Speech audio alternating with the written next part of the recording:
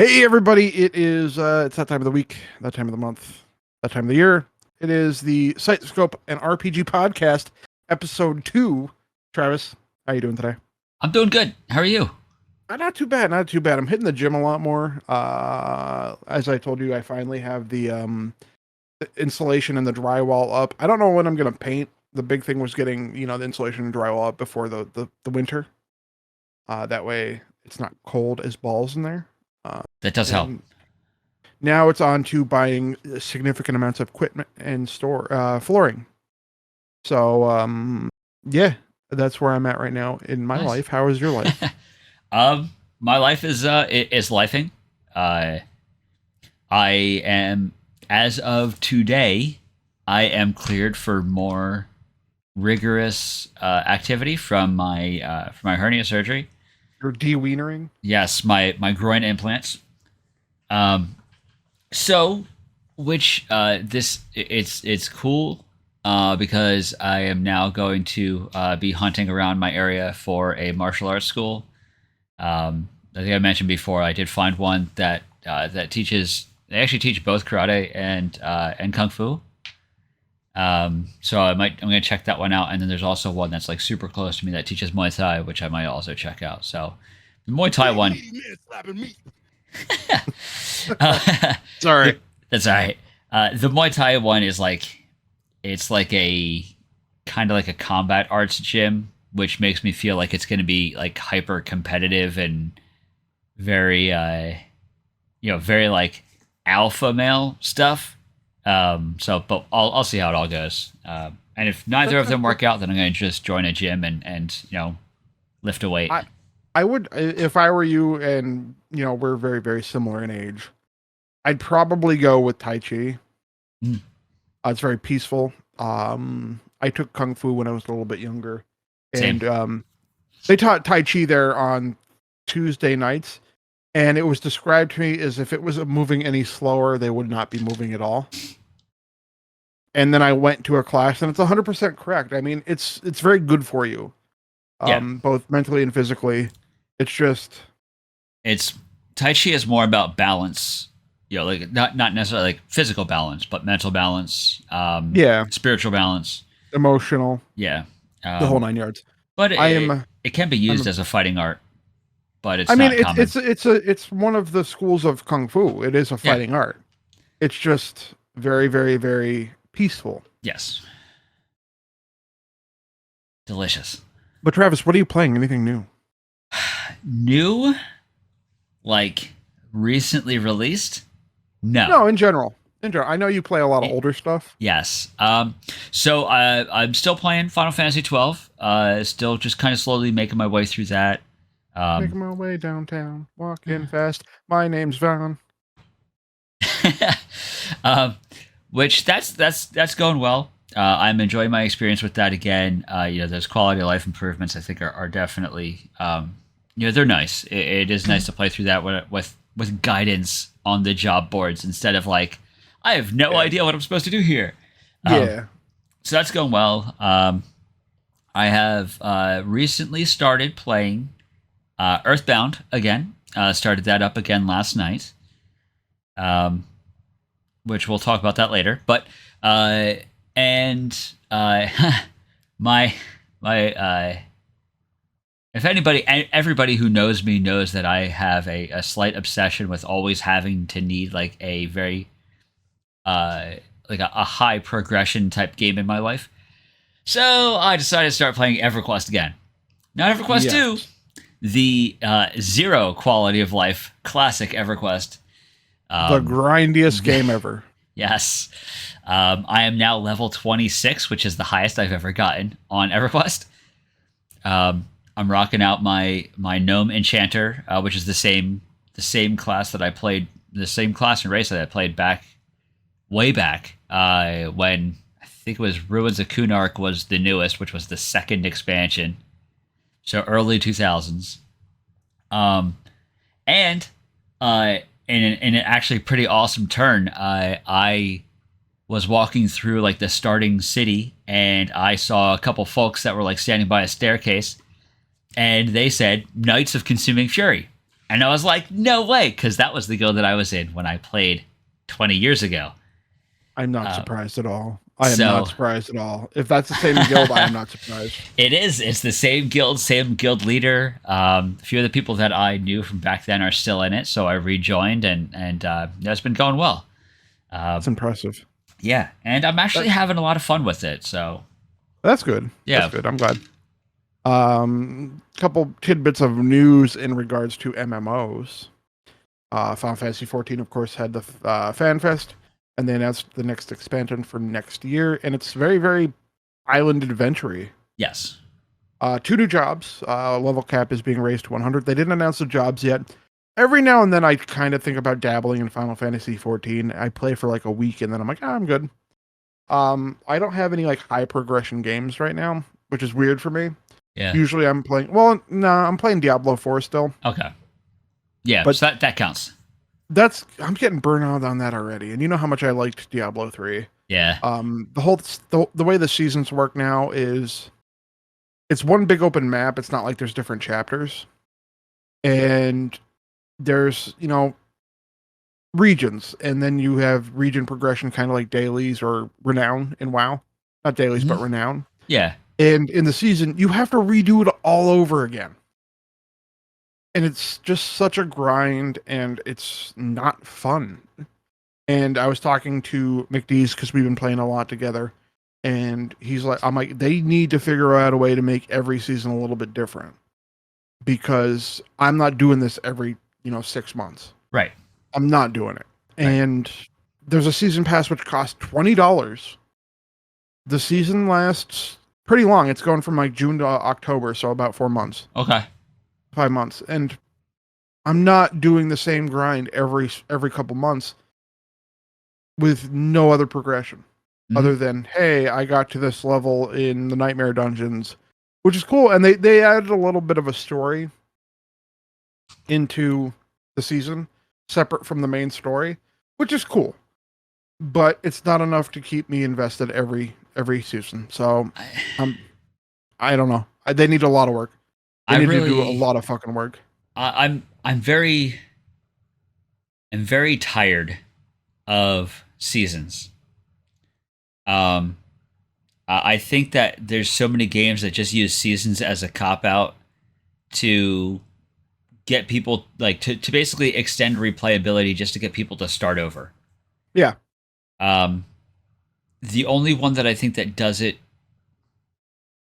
actually well, and still not even completely well, is Path of Exile, because they have their leagues, and every league is a brand new mechanic to the way the game plays, which is cool. But you still have to do the 1 to 70, and the chapter 1 through 10, and it sucks to do that every single damn season or every single league.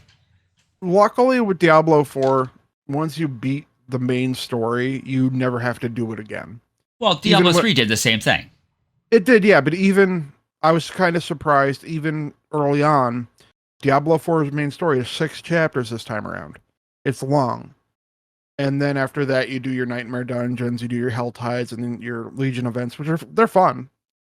And it's more MMO-ish because it's just not you and whoever you invite to your lobby. It's everybody that's on a server. Okay. So it's very, very MMO compared to Diablo 4 or Diablo 3, which is like just a multiplayer ARPG. Mm-hmm. The big thing is, I wasn't expecting you to be able to bypass the story right at the beginning of season 1. I was going in thinking, hey, I'm going to have to play this story again, get to like level 40, 50 during the story, and then grind out a bunch. And after you get to like level 50, even if you're on Nightmare or World Tier 3, it's such a fucking grind. It is such a grind compared to Diablo 4. Okay. And the Paragon board's interesting, but you get 4 Paragon points per level, and then you can get additional ones by doing renown quests and shit. It has potential to be a very, very good game in the near future, even in the distant future, but it's going to need a lot of work. Okay. It doesn't feel like, I haven't gotten to the point where in Diablo, like I'm just kind of cruising, having fun, just walking through enemies. I have never gotten to that point where it's just, hey, this build is really overpowered. Let's go. because there's no tier sets. There's no set bonuses. There is uniques, and then there's legendaries. The uniques are something that are very important. I'm playing a werewolf or a werebear druid right now. I have two of the main uniques that are level 50, and I'm inevitably going to need to find them again at a higher level for better stat bonuses. Will I find them? Who fucking knows? I probably won't, but I don't even know how much more I'm going to play this season. I think I'm already kind of cashed out, and there's still 3 months left. Yeah, that's what both Nox and Lucifer were saying in my Discord, that they're like, I'm just so burned out. I'm done. It's a good game. It's a quality ARPG. It really is a quality ARPG, but it needs so much work, and these fireside chats that they're coming out with add no context to what kind of quality of life changes that are going to be coming up. And it's like, hey, we're pushing out a patch, just a little bit of, good things in there. Like one of the big things they're talking about is you could be, riding your horse because there is mounts, and there'll be like a blockade in the road, or you'll be, walking and there's a circle of like a bone wall come around you and a bunch of enemies spawn, which is cool. But if you're on a horse, it immediately fucking stops you. You can't jump over it. So like, hey, you're going to be able to jump over it now. I don't care about that. I don't care about that one bit. Yeah. They need so much more work on that game for it to be something that will be long lasting like Diablo 3 was. And it's the same thing happened with Diablo 3. You started with your normal hell, nightmare, inferno, and then they moved on to the current system of the torment levels, which is great. Right. Really fucking good. They need to figure something out. I'd say season 3 or 4, because it's not going to be sustainable as long as Diablo 3 was at this point. Fair points. And then Path of Exile 2 is coming as well. So yeah, they have a big announcement at GDC, or what's the next show coming up? Something in August. They have their own, or is it their own show? Well, theirs just passed last month. Okay. They did ExileCon down in New Zealand. That was just, and they had a ton of stuff come out from that. Bunch of different stuff on the classes, and some trailers for different for the different classes. So hopefully we're gonna see some goodness from that, because I think every ARPG that's out there now, every modern ARPG is a little bit of a slog. Between you've got, of course, Path of Exile, you got D3, D4. You've got, was it Last Epoch? And you got Grim Dawn. Grim Dawn is actually pretty cool, but it definitely shows its age a little bit already. Yeah. And then what's the one from Amazon, the Korean one? The one with it's supposed to be like, was this whole incredible MMO, but it's like, this is like not. This is not what I was expecting. Not New World, but the other one. Yeah, let me see. I played a little bit. Yeah, I can't remember anything anymore. It is. It's already bothering me. But I don't know. Lost Ark. There it is, Lost Ark. Which Lost Ark has a huge fucking player base. It's huge player base. It's a decent game, but I don't know. I like a decent story to mine. And the story in that game was bad. The controls were infuriating, because it was like, let's take every convention from ARPGs for the past 20 years and set them on fire and do our own thing. Yeah, no, I don't like the controls at all. So, and I don't know if it's a thing now, but like when I played like maybe a couple hours of it, I couldn't find a way to remap the controls. You can't. And I'm like, this is pretty fucking dumb. Yep. What's the other one from Amazon? The MMO? New World. That also That's sucks. not bad either. I don't like it. It's not bad. I mean, it's another thing that had potential, but it'll never live up to what it could be. I felt like it was too shallow for like the way, like building your character out was like, yeah, you have your different weapons, you have your actual like specialization, but like it just felt shallow to me. I That's okay. like the I like the fact that everything can be leveled up. Like Yeah. it's like, and I probably like that because it's like Final Fantasy 11 back in the day where you have to level up your evasion, you have to level up this, EverQuest. and EverQuest, yeah, and for that matter, RuneScape. True. But Yep. at the same time, I mean, it is what it is. Yeah. But Let's go. let's talk about the video game we've been playing, Travis, the big one. Yes. One of the best JRPGs on the Sega CD, the Sega Saturn, and the PlayStation 1. And And that is the GBA. yeah, it's Game Boy Advance with Silver Star Harmony. Silver Silver Harmony. Star. Yeah, Yeah. I had that, and I still remember, like, because we were talking about last week, about how they changed the boss fight on the ship before you get to Maribia from the goop monster Yeah. to just a pirate. Pirate. Like, Yeah. hey, it's just a pirate. Goop The Saline Monsters. Slimer. That was his name. The Saline Slimer. Yes. So good. All right. So last week we stopped was basically getting to Maribia. And we had our buddy Ramus ran off to go sell the dragon poop. Yeah, the turd. And then so leaves you to explore Maribia a little bit, and this is a pretty, like, as far as JRPG cities go, this is actually pretty chunky. Like, this is pretty sizable. Like, there's like 4 separate districts and lots of people to talk to, but no actual, like, not really much to do. It's huge, but it's empty at the same time. It is. And back in, because you got to think, we're talking Sega CD. This was impressive for the Sega CD. Yeah. Not so much after Final Fantasy VII came out on the PlayStation 1.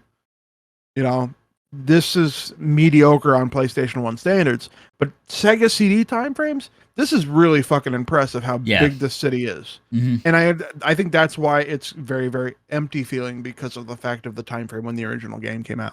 Yeah. And it's totally okay. I mean, even just walking around, even if it is empty, it looks great. Yeah. It's fantastic looking art. I mean, even like, the characters are very simple in this game. Yeah. But like the actual environments are actually pretty nice. I'm actually enjoying going through here, and I've everybody who knows what I play, they know, like, 2D is kind of like my jam. Between playing Suikoden 1 and 2, and then like all the stuff on Super Nintendo and Genesis. Like, this might as well have been 2D, because the 3D was just bleh. But no, it's a damn nice looking place, Maria. So it is. It really is. And it's kind of impressive how still to this day, I mean, the game looks phenomenal. But while we're in Maribia, Ramus goes and tries to sell the turd, and we have to go meet up with Master Mel. Yes. Who is one of the 4 heroes, along with Dine, or Sven, as he likes to be called now. What was his name? Johnson? I think it was John. Yeah. I think it was Lon Johnson. I got it here somewhere. Lake. Yeah. Lake. Laike. Yes. Laike. Yeah, but yeah, so we meet Master Mel. He's kind of a gruff, he'd be that dad that just has no filter. Yes. And he is he's definitely like 100% dad joke. He is. He's actually one of my favorite characters in the game as far as non-playable characters, compared to, we haven't met him yet, so I'm not going to say. But even Lake in the early game, he's just like, and I know it's supposed to be mysterious, but we already fucking know who he is. We know who he is. Yeah, it's obvious. But at the same time, Mel has a lot of structure to the character that he is. a lot of structure where, a lot of the, non-playable characters kind of fall flat. And then, where are we going after we meet Master Mel, Travis? Well, I do want to make mention before that.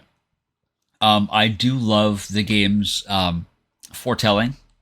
Yeah. Because if you do, instead of going to see Master Mel, if you go to the Magic District and go all the way to the side, and you go up in there, you actually get a tiny little bit of a scene between Nash and is it Royce?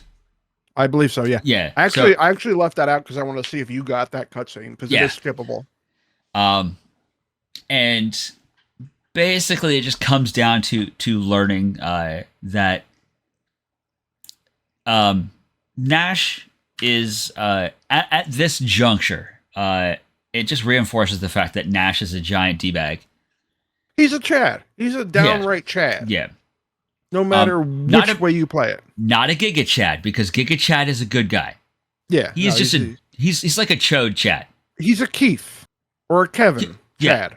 He's if he was a real person, his house, all the drywall would have fist holes in it. Yeah. Yes. And Royce is very sneaky and also a giant pile of garbage. Mm-hmm. But yeah. All right, so after we talk to Mel, then we go back and talk to Ramus again, and finally we get the scene with Ramus where he's talking to Joss. Joss is the shop owner at the shop that we're at, and he's all like, "Yeah, I'll buy it. Yeah, I'll buy it. I can only offer like 20,000 gold, and best I could do is $20. Yeah, this is a Pawn Stars moment. This guy is straight Pawn Stars." And he's like, I just need to go. Let me take the diamond in the back. I just need to, just check it out real quick, and then I'll bring the money out. And he just takes it and just ducks into his back office and never comes back. Pretty much. Which after that, then we're like, we got to go after him. And as every good RPG player knows, you can't have a complete RPG experience without a sewer. And this is where it comes in for this game. And I will not emphasize this enough. This is the part of the game I hate the most. I do not like the sewer section. I don't mind getting through here, just because like the mazeness of it was fairly easy. The part that bothered me was the fact that there are parts of this place that you cannot get to, but you can see. And that drives me nuts. Yeah. And the amount of poison in this area. It's basically like the freaking Weird Woods again. Like everything just poison. Everything poisons. Everything poisons. The mob density for a game where the mobs are in the overworld is pretty high. Mm-hmm. It's a really good leveling area at this juncture in the game. It really is. But at the same time, if you sit there and level it, you're going to run out and you're going to get some fucking antidotes. Yeah. Because of how much poison there is. But now there is a pretty easy boss here. Mm-hmm. Yeah. It is the water dragon. Not to be confused with the white dragon that we met before that shits diamonds. And this is not a main dragon of the story. No. Dragons are supposed to be rare, like very, very rare. Except that this one is not. He's just hanging out in the sewers. It's just like right there. He likes turds. And can be commanded by this Joss fella. Like, so random like shisty shopkeeper just happens to have a pet dragon. Yeah. Early game story has not been great. It gets better. But it gets better pretty soon. Okay, cool. Yeah. But after we beat the water dragon, the fire move sucks for the fire press he does. Yeah. That sucks. But he doesn't do it too frequently. I think I'm like level 18 at this point. I don't even know at this point. I think I'm like, I don't know, somewhere in the 20s by the end of this. Yeah, probably somewhere in the 20s. By the way, Travis has 999 HP. Just on Alex. But I was able to get the infinite battle HP turned off. but um, but I Unaddressed. cannot.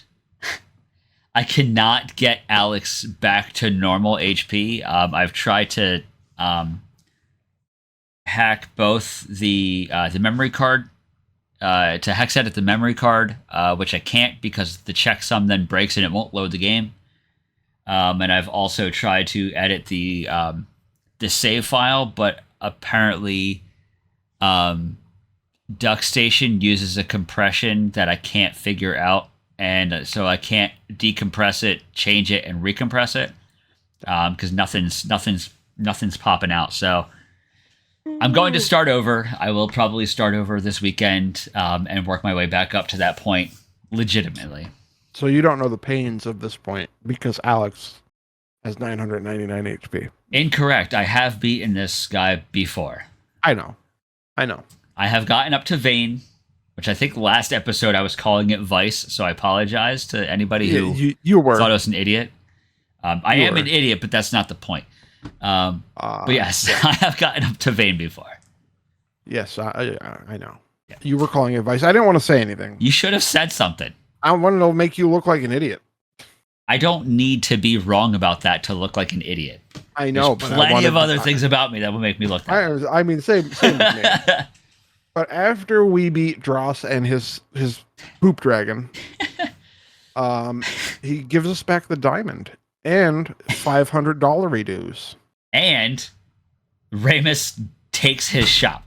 He does. Yeah, it's great actually. Like this is probably Ramus's like true shining moment because he's like you give me the shop for what you did, and then Joss thinks he's getting away with the diamond, and Ramus is like, no. I sold the diamond to the shop, so yeah. I now own the diamond too. Yeah. That was brilliant. That was absolutely stunningly brilliant. He's a shyster. Yes. He's a shisty guy, that Ramus. Yes, but he's kind of like chaotic neutral, bordering chaotic good. Because at least he's trying to do the right thing for his friends too. Yeah. So he's got that little good, but he's definitely chaotic. There's no doubt about that. Put it this way, if it comes down to his friends or money, he's going to pick money. Yes. 100% he's going to pick money. Yeah. But after this, we have to go somewhere, Travis. We do. We got all right. So Royce shows up at some point. She's like talking something about Luna. I don't remember exactly what she said, but it was definitely nefarious. But yeah, our next goal now is to the Magic City Vice. Where? The Magic City Vane. Yeah, so there's a cutscene, and then you wake up in Grand Theft Auto Vice City. That's what happens. Yes. It goes from like really gorgeous, 2D art into some of the blockiest, ugliest 3D graphics you'll see. Yeah, and it's not like the remaster of Vice City. It's Vice City on the PS2. Yes, it's the original PS2. Killer soundtrack, awful looking game. Yeah, but no, really, we're going to the Magic City of Vane, and when we get there, we go into the little portal thing that will take us up there, and the guy that's manning the portal is like, you can't go up here unless you have something saying that you are like you're going in for training. Yeah, it's a trial you have to go through. Yes, we have to do this. And the one thing about this trial is you can't fucking use items for a bit. Did you not notice that, or is it because you have 990? No, you cannot use items. And they do specifically say you cannot heal. Yeah, but that's all a bunch of malarkey because the first guy inside the trial lets you, he'll heal you as much times as you want. Yeah. And then at the end of each floor, there's also a healer to get you back to where you are. And even with the boatloads of HP that I do have, this place was really not much of a Yeah, it's challenge. easy. It was pretty easy. It's not even a long trial. It's a couple floors, and then you have to fight the boss, the Truffle Troubler. Yeah, the Truffle Troubler was pretty easy. Yeah, he only has a chunk more of HP than the previous boss, the Poop Dragon. Yeah. And then did you get the ring after, Travis? I believe so. It's the healing ring. Yes. It's Yeah. It's one of the best items in the game. It really is. And also, I do want to make mention. Just before this, there was, it was in because I think this is where we had to go to the temple that was like catty corner to this place, and we had to talk to like the chief person there. And then we talked to somebody, and like Nash called this woman like Chief Bootlicker, and somebody was talking about M&Ms and Tootsie Pops, and I'm like, there is no way in hell that this game is even like half an actual translation. They just rewrote. There's a lot of bad translation in this game. There's a lot of bad translation. Like, I'm thinking that there's just instances where, like, I don't feel like translating this. I'm going to just have this person say whatever the hell they want. Oh, no, it was Null. Null called them the Chief Bootlicker. Yeah. Null's translation's really bad. It Yeah. really is. It's on par with the whole the Barrett saying, "Oh, the fucking pizza in the sky is the problem" in Final Fantasy VII. I mean, I get it. He's referencing the plates. Yes. But that's a bad translation. Yeah. But yeah, anywho, let's see. Cool thing about like so the boss strategy that I've found so far, which kind of just made Truffle Troubler super, super cake. Vigor from Alex, which is just, buffs himself. And then Fortify from Luna, which adds more attack power. And then just like Sword Dance is just does so much damage at that point. It's very overpowered in the game as a whole. Yeah. It really is. And then like, once you run out of MP, it's just swing, and then he's dead. Or you pop a Starlight or two. Yeah. Yep. But now we are in the magic city of Vane. Yes. And we are tasked with finding a special lady. The black-haired babe, Mia. She's in her bedroom. She is. She's in her hanging out.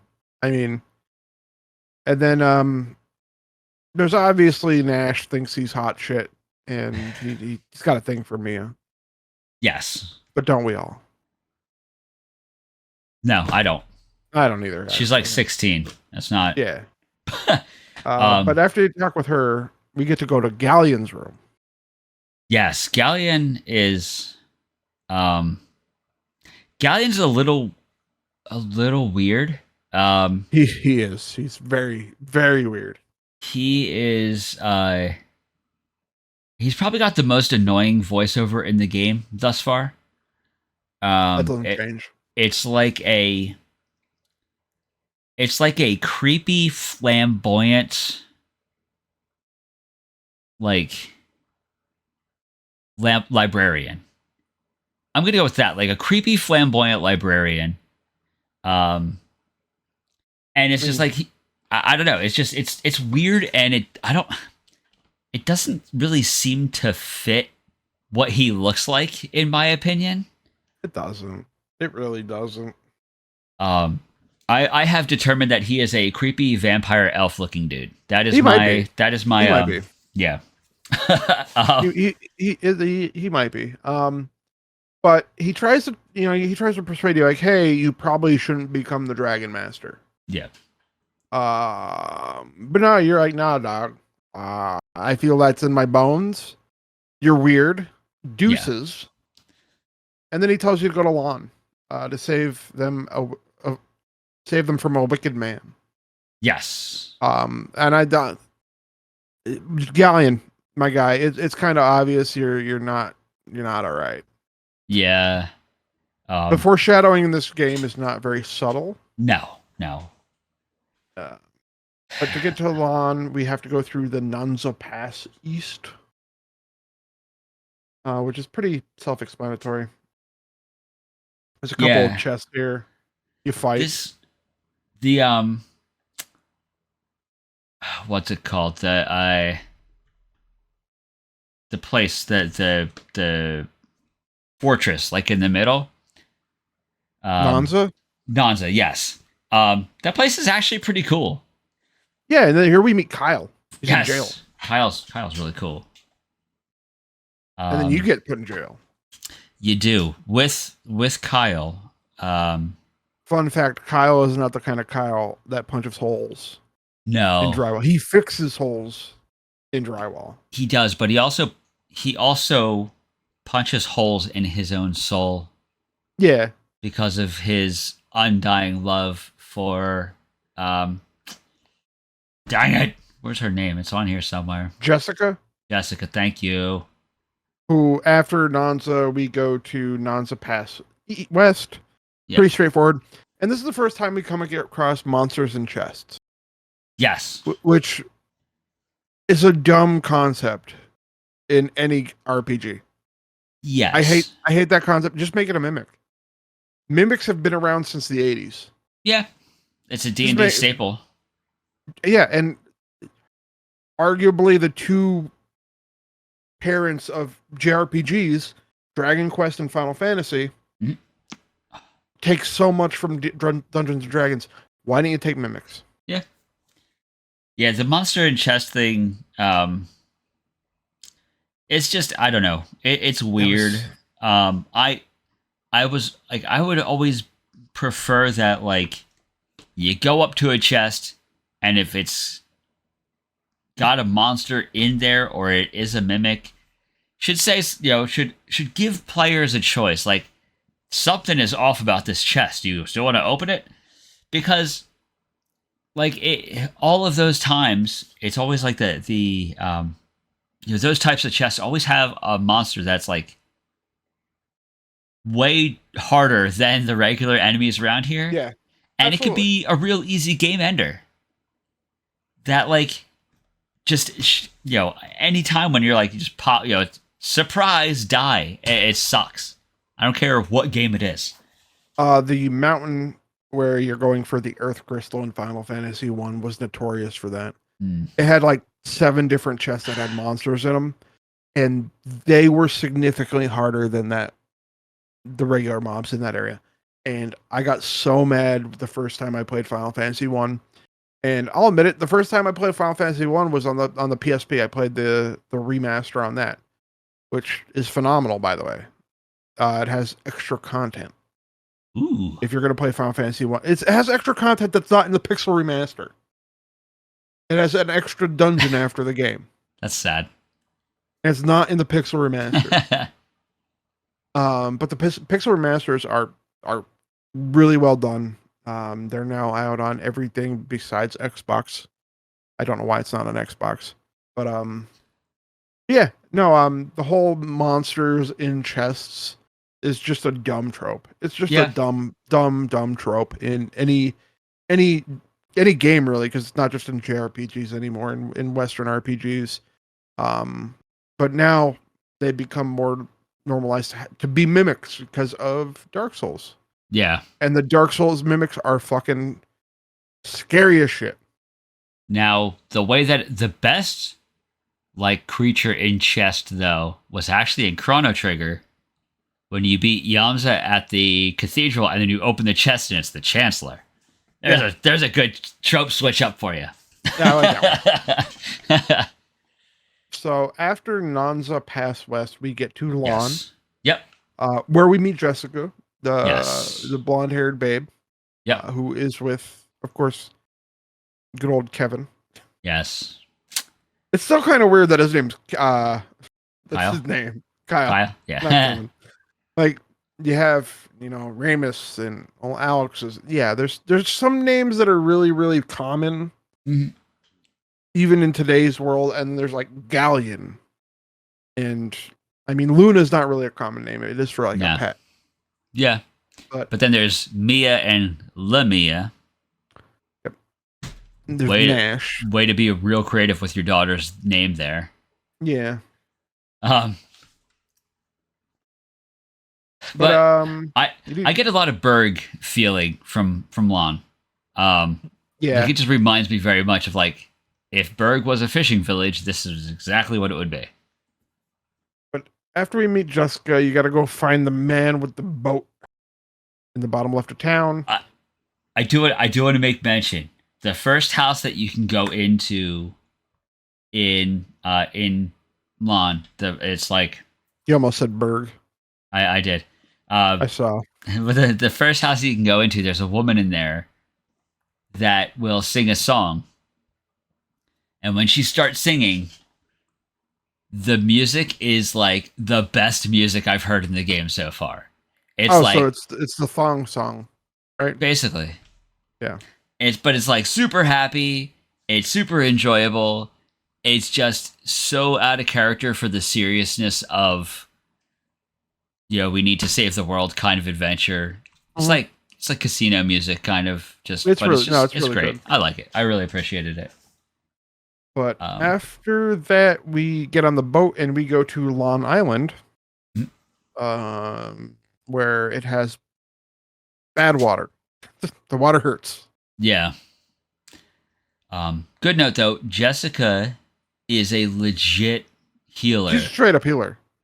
which is great because while Luna can heal, she's also got a lot of other utility that, with Jessica in the party, kind of opens her up to being more of like a what I would think of like as a shaman style support, where it's more Yeah.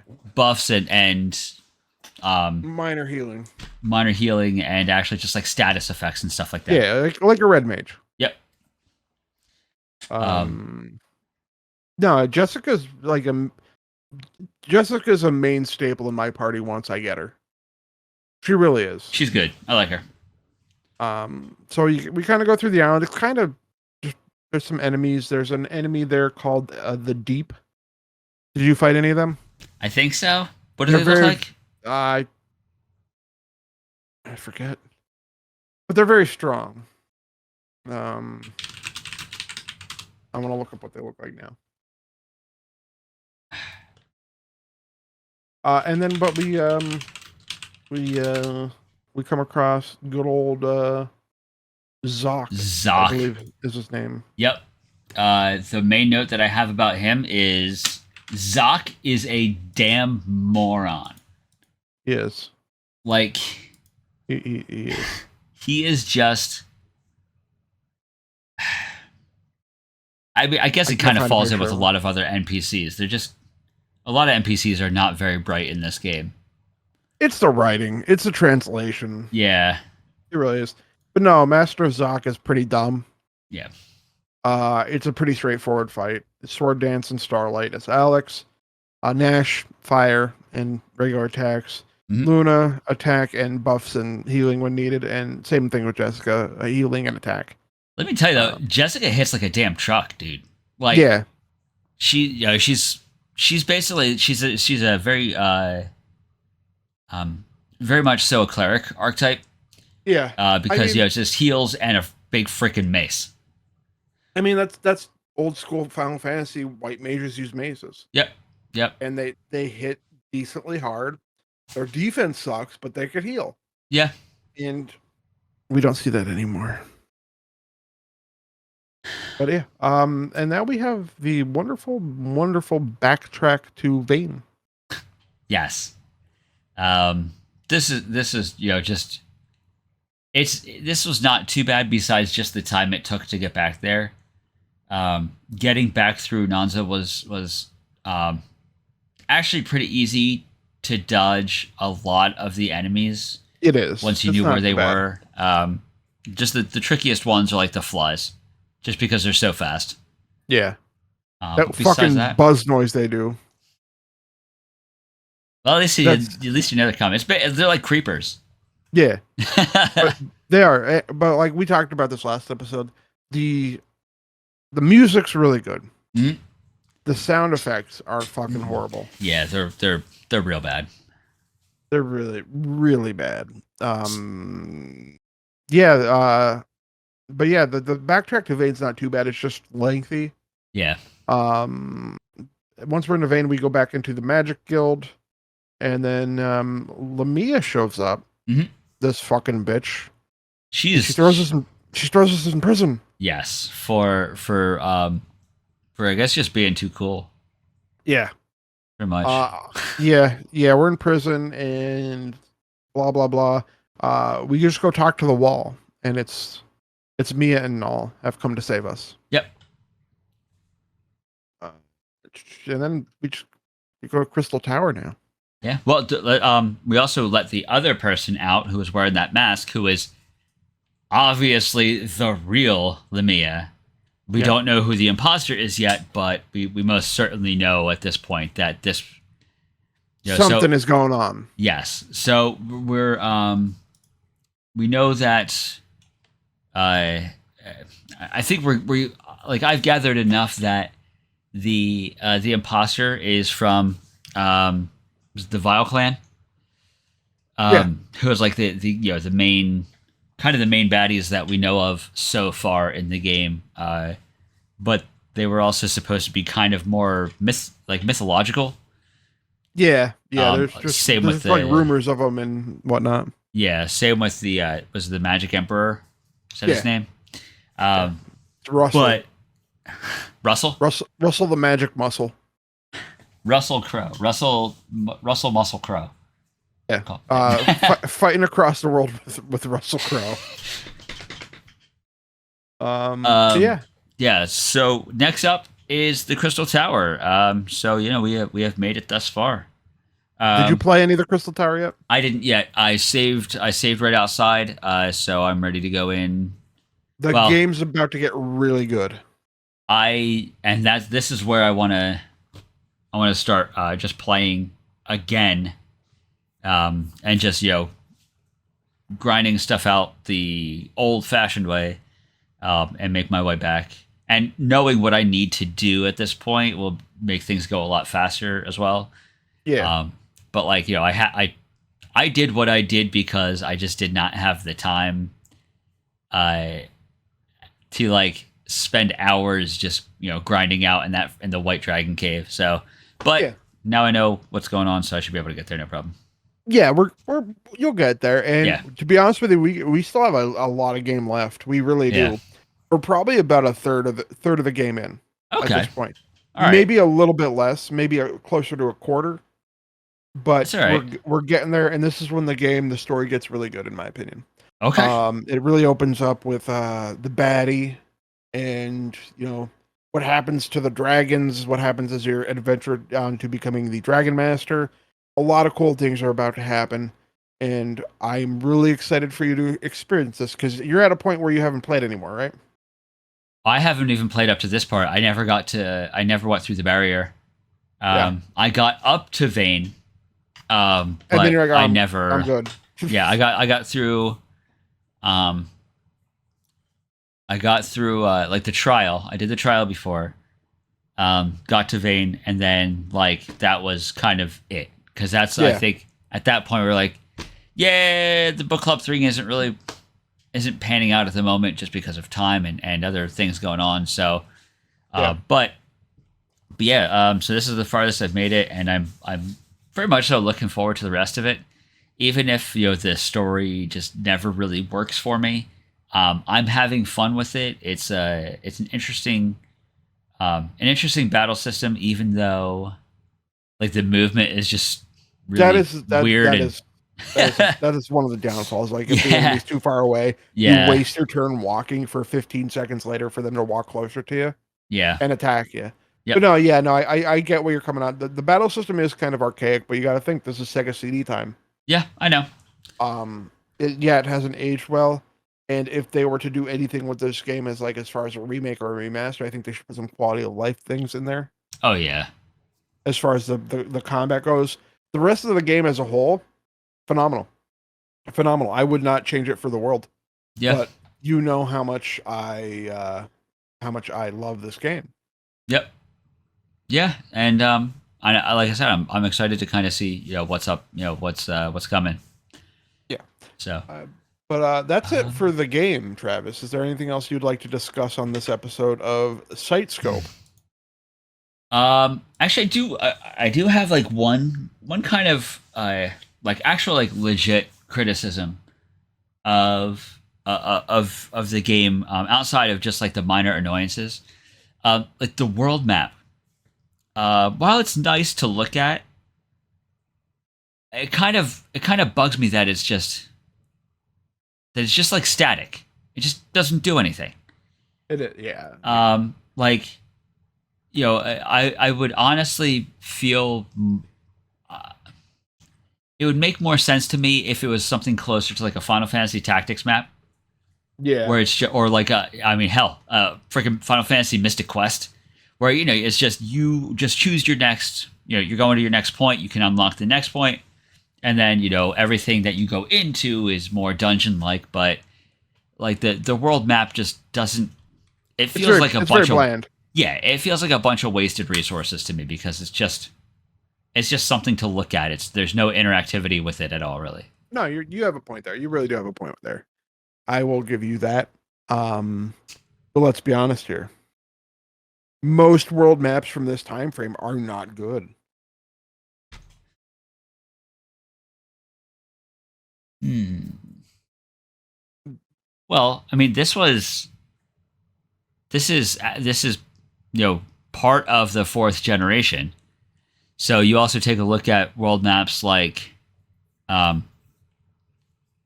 the Final Fantasies, Chrono Trigger. While even though the Chrono Trigger world map is similar, there's still a lot more places to visit versus like just direct travel.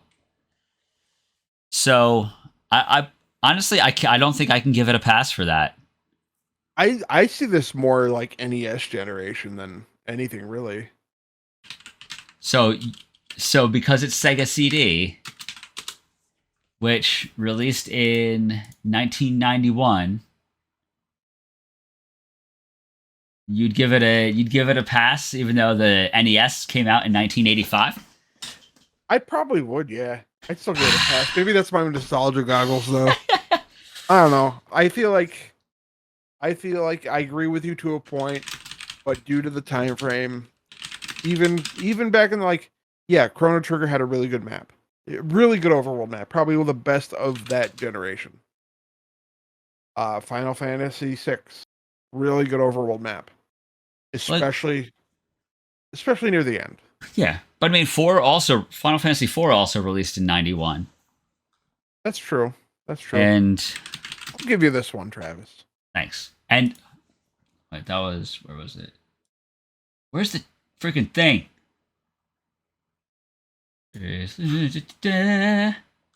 just trying to actually figure out. And yeah, and like this came out in '92, middle of '92 in Japan.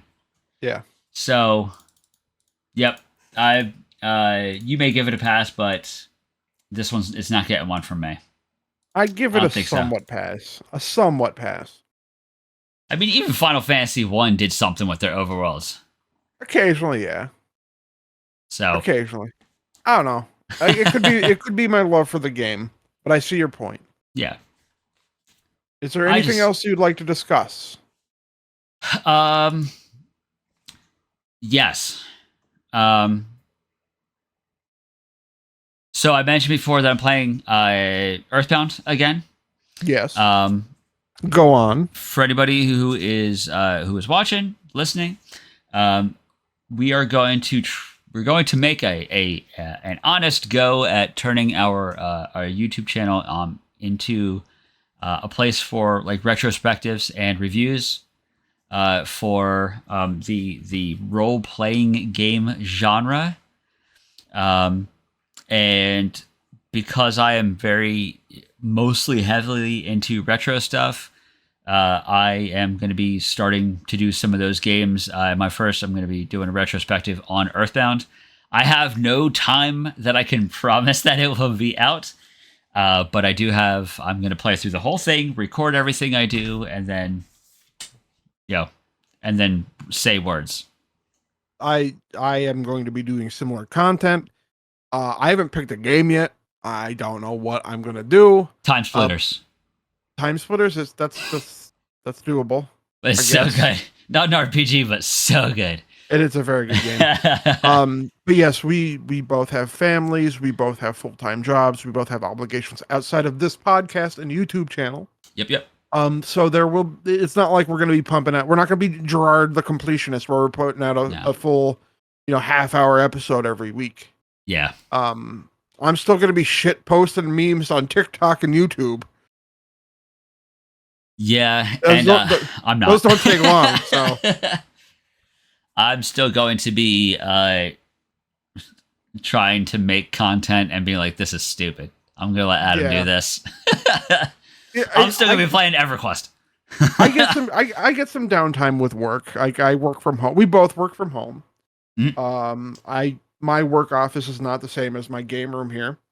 I keep them separate because if that was the point, that I would never do work. I'd be sitting here playing video games all day, even though I have a Steam Deck and a Nintendo Switch. And I have a second PlayStation 5 coming because I have no self-control. Now, surprisingly, my wife Jackie was not exactly pissed off that I bought a second PlayStation 5. I got the Spider-Man one.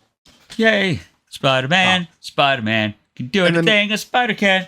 And then when you told me like pre-orders were selling on eBay for like $1,100. Yeah, I found. I mean, they definitely are. But the site that I found that was like, they're all sold out. Oh, they all went like hotcakes, and scalpers got every single one of them. I read a couple more articles from that site. That site, Gaming Bible, is not good. Gaming Bible is trash. I don't usually read a lot of gaming media just because I don't care about new stuff most of the time, and everything's clickbait now anyway. So, but I saw that and I'm how, because Sony said that everybody was like, people were actually going to be able to get them, and then this site's like, nope, nobody got them. It's all scalpers. Oh, son of a bitch! Uh-oh. You can buy the covers. You don't need to buy the whole PlayStation 5. Yeah. The covers are sold out too, though. Okay. I still want the box. I forgot to mention something. I did want to mention one more thing about Lunar. The Truffle Troubler. He has one of the worst mechanics in all of gaming history. Oh yeah? Stunlock. Yeah, Stunlock sucks. Stunlock is so dumb when, like, in a JRPG, when, your characters are not like, let's face it, our party now is not like, they're not the Warriors of Light. They're not like super powerful. No. But like, Stunlock is just so dumb because it could end your game so quickly just because of really miserable RNG. Yeah, no, that's a valid criticism. So far, Amazon has sold out of the Spider-Man PS5s. Okay. Target, you can still pre-order them. Let's see here. Best Buy, you could still pre-order them. Okay. So that's not bad. No, I wasn't expecting it to. They already came out and said this is going to be a big run of special edition consoles, so they should be readily available. And I think for the most part, the scalpers have learned their lesson after the PS5. Like, they were selling PS5s at cost.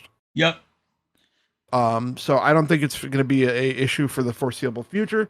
Even with the special edition Nintendo Switch for Zelda. I see that in Target every week when I go there with my wife so we can get some stuff. Yep. I'm still seeing Pokemon Scarlet and Violet special edition Switches out there. I don't think scalpers are going to be a big issue as far as consoles go anymore. Maybe special edition games, like it's the Tears of the Kingdom special edition game. Yeah. It was impossible to get. And when a couple pop up, if you follow Wario64 on Twitter, X, no.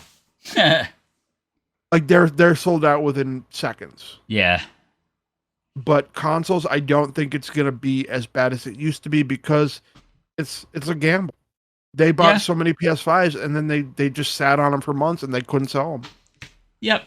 Same thing happened with video cards. And honestly, serves every single one of them right. Just I'm Yeah, tired. I'm tired of it. like Tired. I lucked out with my PS5. My buddy was a manager at GameStop. Somebody didn't pick up their pre-order after the 48 hours. He's like, "Hey, be here. I'll sell it to you at 8 o'clock tonight because they didn't pick up their pre-order in time." I went down there and I spent $1,000. I just got an email from Microsoft totally in French. Nice. So Omelette du fromage. omelette de fromage. Uh, Omelette de fromage. but yeah, I have nothing else to say about Lunar today. Nope. I might play some video games tonight. I don't know. It is 11:15 as of this Yes. recording, and we are old people. I know, Travis, you're kind of back to sleeping like a regular human at regular hours, aren't you? Oh hell no. I thought you were back to like sleeping sometimes. I sleep right now. My normal timing is 12 to 5 That's not enough sleep. for you, but I I'm not. I'm maybe. not. I'm not a wuss. So I don't know what to tell you. I'll have you know. No, I have actually done extensive research on this, and and it actually is genetic that some folks just don't need the same amount of sleep. Like I can rest up in 4 to 6 hours what some people can do in 8 to 10. I don't need So 8 to 10. I usually fall asleep anywhere between 11 and like 12:30, but I sleep until like 7:30, sometimes 8 o'clock. yeah, Depending on if I fall asleep on my futon right next to me, like I am tonight, or if I go to bed and sleep in the same bed as my wife. Mhm. But at the same time, she goes out and works out in the morning while I stay in bed so I could sleep a little bit later. Whereas I work out after work, and I'll have you know today I put up 165 pounds on the overhead press for 5 reps. well done, well done. Yes. I lifted a person over my head 5 times. Not me. You in like 20 pounds probably. You would have been able to do 6 for me, or maybe 7. I'm a buck. Oh, I'm a buck 50. I could do. Yeah, I did. Well, I did a $165 for 5. So Yeah, so you do a buck 50 for 7, maybe 6 or 7. yeah, I depending on what's that. well, I'll come Yeah. up and I'll come up and we'll see what you can do. See how many Yeah, times you can lift me. Sure. I'll see how many times I can lift your arm. Yeah. Yeah. I'm a big meaty dude, so But all right, I think you should go to sleep or I play some might video games. I might lay in the futon. I've been playing a little bit of Binding of Isaac here on the PS5 every now and then. There you To, go. like, wind down at the end of the night because that game is still fun. But yeah, I don't know what I'm gonna play. I Okay. have tons of things to play. I might. Okay, I brought my Nintendo Switch in here. My main Switch. Okay. Maybe I'll start up because I really want to play the Xenoblade Chronicles games. There you go. Because people say 3 is really good.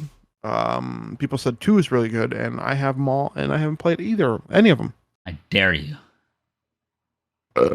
Ooh, beautiful. But that's going to be it for this episode of Sitescope and RPG Podcast. My name is Adam, I am Travis. and we will see you in the next episode. Deuces. Twos.